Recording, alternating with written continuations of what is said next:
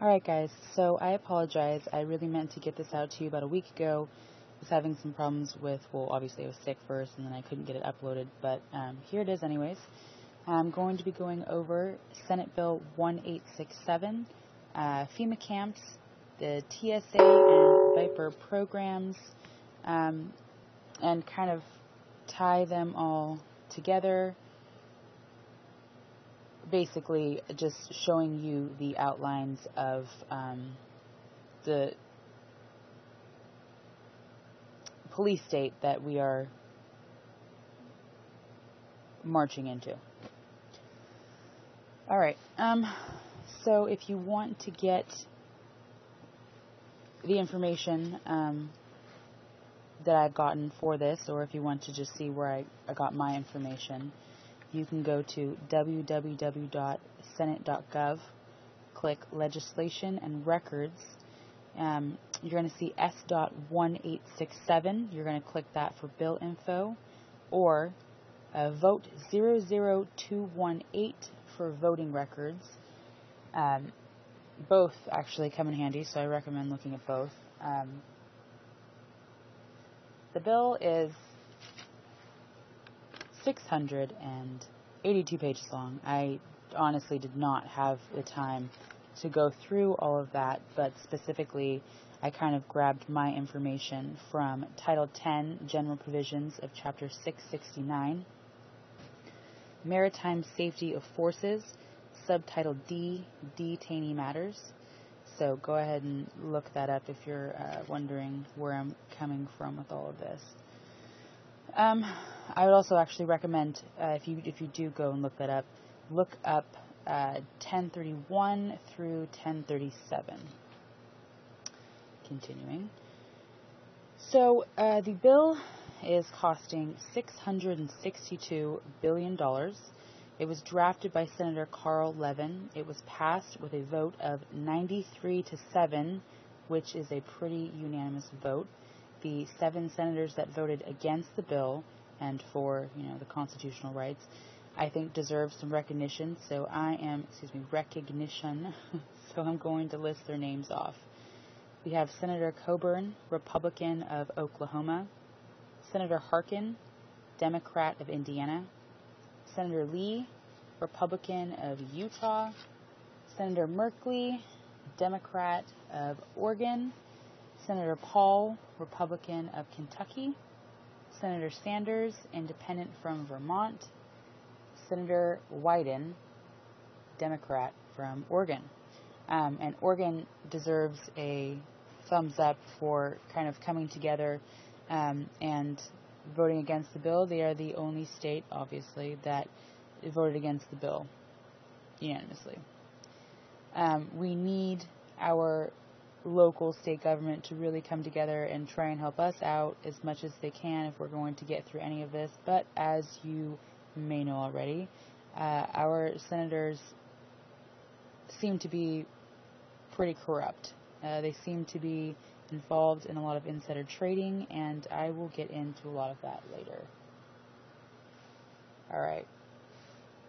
So, I don't mean to get, too serious, but if you don't think that this bill affects you, that is a very dangerous assumption.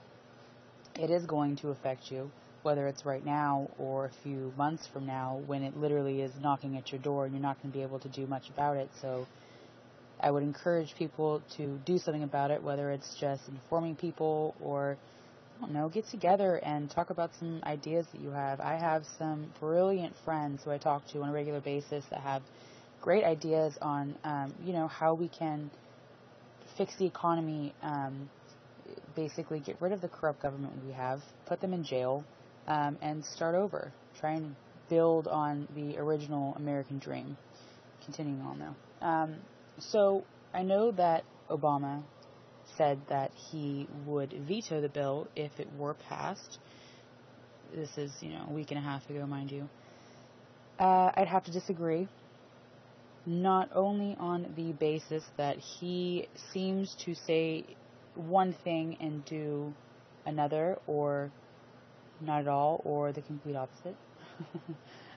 But his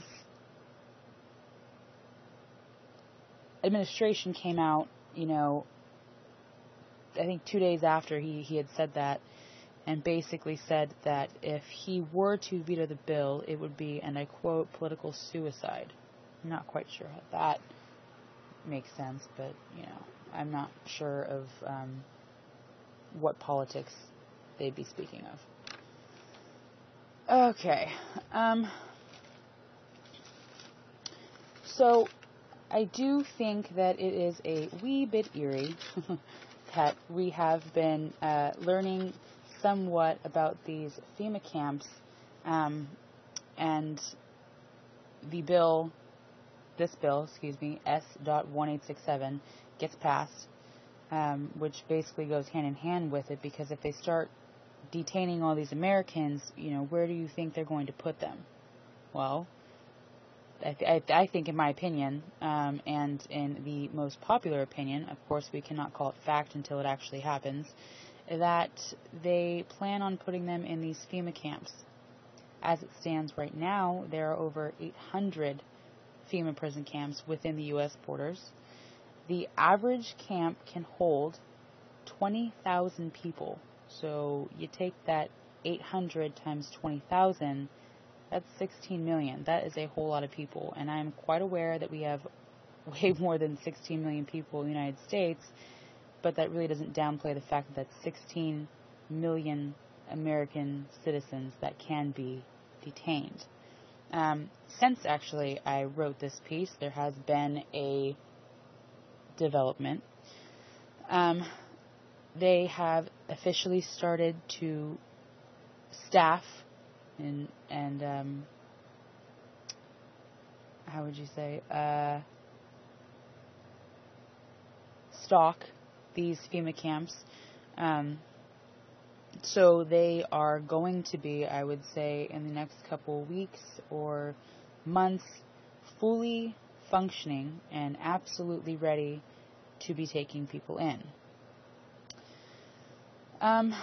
So the FEMA camps were given the budget back in February of 2007 of $400 million, and that was basically not only to expand the few that they had, but to spread them all across the United States.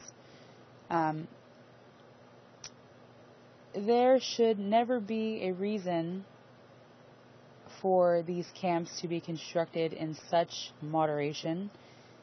I think that everybody should be quite concerned, and there should be some questions raised. People need to start really bugging their local governments to step up and say something. I know that people in, is it Sacramento? I think it's Sacramento. Have kind of come together, the sheriffs there especially, have pretty much band together and said that they are done being pushed around by the government. They are done with the, basically the government coming in and just taking the land from their people. They're not going to put up with anyone coming in and trying to detain their citizens, and that's what happens when you speak up. That's what happens when you use your voice and you can come together and find some sort of a solution. Otherwise, you're sitting ducks and you're just there. You're not doing anything. There are 15 executive orders that are currently in place that go hand in hand with the FEMA camps. I am going to list a few off to you. That is, let's see, we'll start with the government's right to seize control over all modes of transportation, all communication, utilities, that includes, fuel, natural resources, food resources, farms. They can take all health and education, welfare functions, all that jazz. So they've already got that in the bag. We have, let's see. Oh, yes. One of them designates the Postmaster General to operate a national registration of all persons and mobilize Alright guys, so I apologize. I really meant to get this out to you about a week ago. I was having some problems with, well, obviously I was sick first and then I couldn't get it uploaded, but here it is anyways.